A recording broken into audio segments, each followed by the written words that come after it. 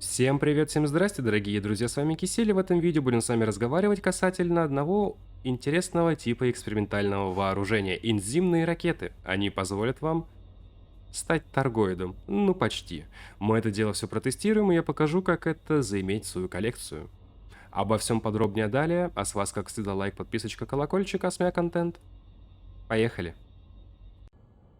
Для начала нам нужен техноброкер человеческих технологий. Есть как стражевский, гвардиановский и человеческий. В общем, вы это можете сделать через карту галактики, естественно. И вам покажет, но показывает на определенном расстоянии. Или же, если вы там уже непосредственно были. То есть, вот у меня есть точка, вот у меня есть точка и так далее. Сейчас покажу, как это дело все найти через Инару. Это, скорее всего, будет проще для вас, если вы новичок и так далее. Великолепный сайт Инара, который выручает всех и каждого практически в этой игре. Если не знаете, как сделать его на русский, а такое может быть, вот вниз спускаетесь и прожимаете. В общем, здесь нам нужна вкладка «Ближайшие». Далее пишем звездную систему, в которой мы находимся. По умолчанию здесь Сол, то есть наша Солнечная система. И ищем именно здесь техноброкер. Ищем, ищем, ищем, вот он. И прожимаем поиск. Как я и говорил, их два варианта. Человеческий, стражевский. Нажимаем на тип брокера и сортируем их таким образом. Далее показывается название системы ближайшей, собственно, расстояние до нее. Вот, допустим, 10,5 световых лет. И расстояние от звезды до самой станции внутри системы. И таким образом летим туда. Сейчас некоторые моменты буду разжевывать, потому что видос могут смотреть люди, которые недавно начали играть. В общем, заходим в раздел «Контакты», «Техноброкер», и вот, собственно, блок энзимных ракет. Фиксированная, второй класс. Энзимные ракеты копируют органическое оружие торгоида, вызывающее коррозию корпуса.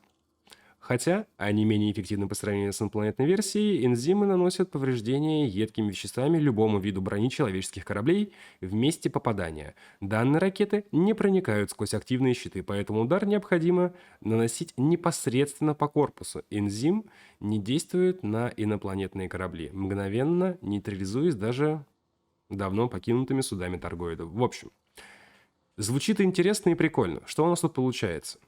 Требуются материалы. Торгоидская энергоячейка, торгоидская органическая схема, молибден, вольфрам. Молибден и вольфрам – это сырьевые материалы, которые вы можете нафармить по вот этому гайду. Надеюсь, не забуду, оставлю ссылочку. Фарм материалов в системе HIP 36601.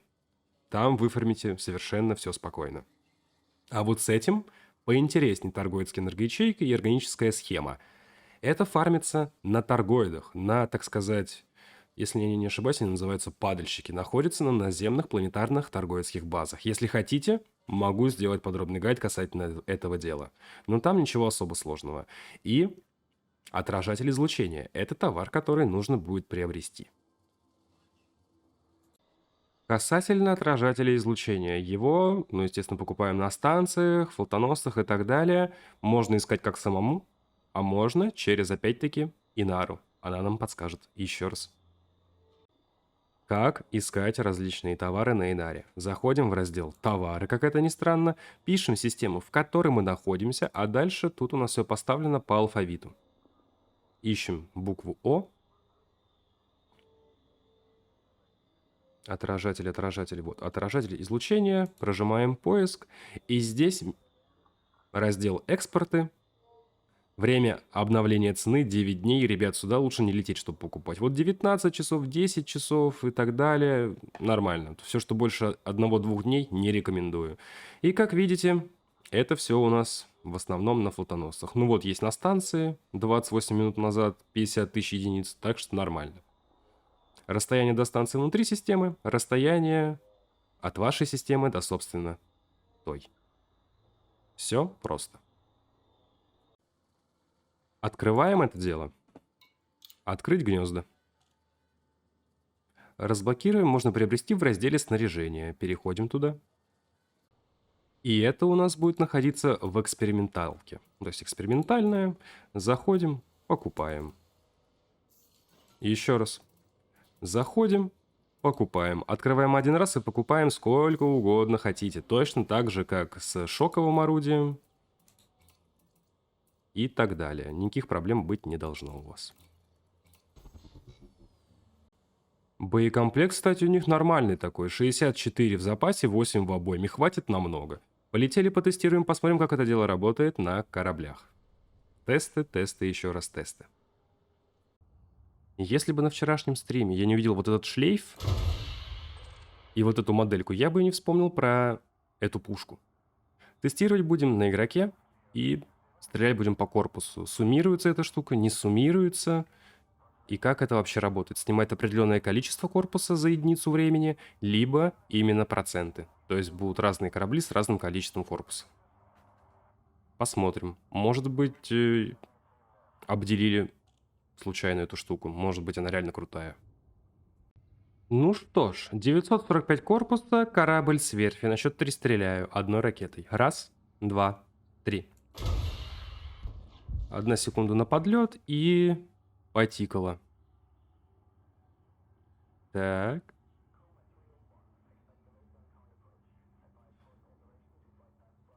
Что-то как-то я думал, это будет быстрее. Посмотрим, сколько уйдет на 10%. Так, уже 95 я вижу. 94. Что-то как-то прям очень долго. 93, и Кондо начинает взрываться.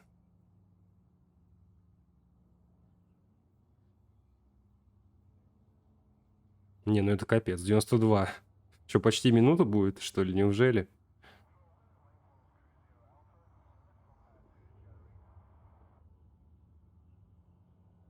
«92 держится.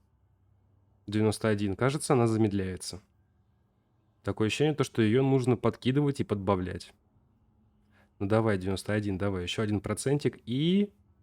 И остановилась. Минута 0,6. Забавно, забавно. Нанесли ли мы урон модулям? Нет, нет, нет, еще раз нет, только корпус. В ремонт и тестируем еще раз. Но будет уже 2 ракеты. Абсолютно точно та же самая Кондо. То же самое количество корпуса. Стреляем. Отсчет пошел. 2% сняло сразу, потому что ракета шарахнула. Это да ладно, но что будет с остальным? Так, уже 96. Неужто ты разгоняешься? От большего количества попаданий 95. Так, 94. Жалко, что эта штука еще модули не жрет. 94, 93. 92. Уже 30 секунд прошло. А там была минута 0,6. Ну давай, 92. Ну двинься ты с места, а? 91. Но, по идее, там 91 было на минуте 0,6, уже там 40. То есть она и ниже пойдет. Интересно, интересно, интересно. То есть эта штука стакается. 90. Но вряд ли она уйдет в 2 раза ниже. Так что вот за ту же самую минуту 0,6 мы спустились, получается... Да. Да. Да. Интересно. Хотя, ребят, сейчас я пересмотрел, получается, примерно за то же время мы сняли примерно то же самое количество корпуса, но было чуть-чуть быстрее, потому что что? Потому что мы стреляли 2 ракетами и попали, блин, по корпусу и нанесли ему повреждения. Да. И особо тут не разгуляешься. Существует лимит на экспериментальные образцы вооружения на корабле 4 штуки. Угу. Та же самая Анаконда с верфи, тот же самый корпус. Стреляем 4 ракетами и смотрим, что у нас будет. Ну, как и следовало ожидать, урон побольше по корпусу пошел. 97%, уже 96, 95. Так. 94. 93. 92. 92 точнее. И встает. 91.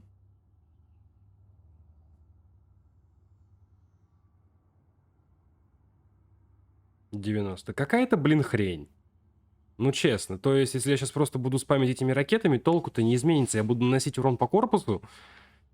Ну вот, сейчас, допустим, я шмальну разочек, да? Минус там какое-то количество. Но скорость Точнее, даже интенсивность данной коррозии вроде как не увеличивается. То есть вот, допустим, сейчас 77. Сейчас вот будет 76. Раз, два, три, 4, 5, 6. 6 секунд. Сделаем залп из нескольких штук.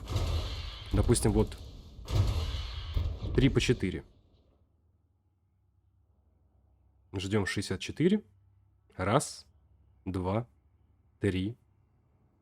Вот зараза. Вроде быстрее, а вроде нет. Но толку-то все равно, даже если это будет жрать корабль, то это будет очень долго. Ну, прям очень. Но если это влияет на общую целостность корабля, в том плане то, что мы идем не от количества корпуса, а от его процентов, тогда это интересно. Давайте, блин, не знаю, возьмем анаконду, но уже с большим количеством корпуса. Анаконда, но уже с большим количеством корпуса. 5618 единиц. Это реально много. Давайте-ка сделаем один залп из 4. И просто посмотрим, понаблюдаем, как это дело будет работать. Что мы уже знаем? Урон наносится небольшой. Коррозия не стакается. Работает она 1 минуту. И, ну, что-то кажется, мне все это будет не очень хорошо. Максимум 1-2% мы скинем, и все. Это прям вот в лучшем виде.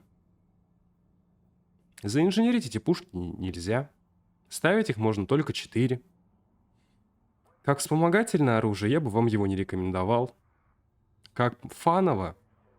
Может быть, да, но... Я надеялся, я стану торгоидом. Нет, я стал торгоидом, ну, какую-то там маленькую часть. И плююсь коррозией. Но коррозия таргов гораздо сильнее. Но это и было написано в описании пушки. Неужели сняли 2%? Вот это магия.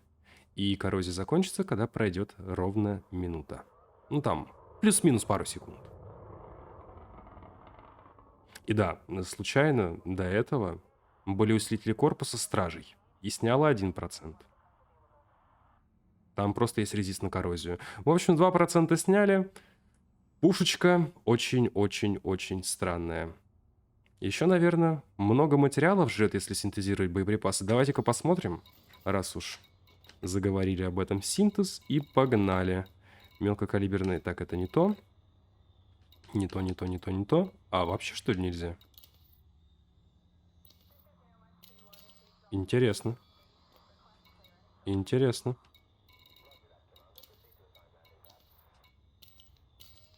Их что, даже синтезировать нельзя? Получается, что нельзя. Интересно. Скажу честно, надежд в этом плане у меня было больше. Я думал, будет лучше. И я немножечко расстроился. Я думаю, вы не сильно расстроитесь, если я не полечу тестировать это на неписи, потому что, ну... Нет, нет, нет, еще раз нет. Фиты можно собирать гораздо лучше, используя другое вспомогательное вооружение, будь то рельсы, будь то коррозийные боеприпасы в многостволках. Да, но они работают, естественно, по-другому. Так что как-то так. Кстати, если хотите, чтобы я сделал видео топ вооружения, ну типа лучшие пушки, худшие пушки и так далее, дайте мне об этом знать в комментариях. Спасибо. А у меня на этом все. Всем спасибо, что смотрели, ставьте лайки, подписывайтесь на канал, жмахайте колокольчик. В описании под видео будет ссылочка на плейлист со всеми видео касательно Light Dangerous, друзья, которые я для вас отснял, и перешли отметку в 5000, уже свыше 530 даже видео отснято. Говорю о том, какое количество я завез контента для вас, чтобы вы понимали, сколько всего тут различного, чем можно заняться в данной игре. Как-никак, многие говорят, что она пустая, это, друзья, не так. И это касательно горизонтов в общей части. Одиссею еще особо не трогал, да и ее еще особо, собственно, будем откровенно, не ввели. Много чего фронтиры хотят добавить.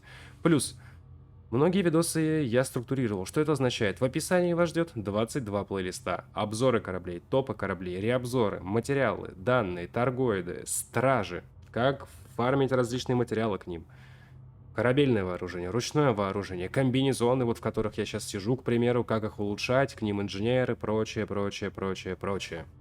Плюс будут ссылочки на социальные сети, такие как Инстаграм, группа ВК, Дискорд сервер и Телеграм-канал, где публикуется информация о выходящих видео непосредственно в день их релиза, друзья. Также В Телеграме и Дискорде имеются чаты, чтобы вы могли общаться друг с другом на различные темы касательно различных игр, кооперироваться, чтобы поиграть хоть в CS-ку, хоть в дотку, не осуждаю. Сам играю в различные игры, как по жанру, так и по сеттингу.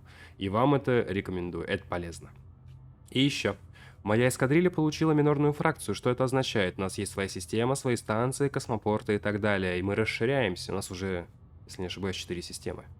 Если хотите в этом поучаствовать, то вам в Discord, там подробные правила вступления и нахождения в эскадре. Как минимум, шнуры мы не дергаем. И, пожалуйста, пишите, какие игры вы хотите видеть на канале, какие обзоры, какие гайды, какие стримы. Спасибо. А на этом давайте прощаться. С вами был Кисель, всем до встречи и пока-пока.